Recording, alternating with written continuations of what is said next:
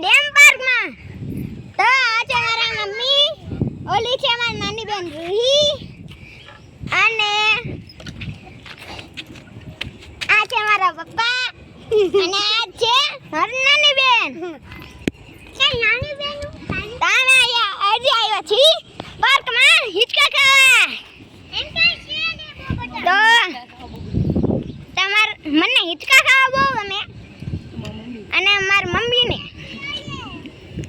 અને પાછળ જી આ દિવાલ જો એની પાછળ સિંહ છે, સિંહ. એટલે મેં વિચાર્યું વ્લોગ બનાવું.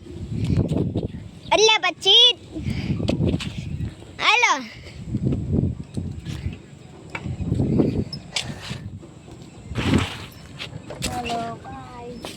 By, tata bye bye, take care.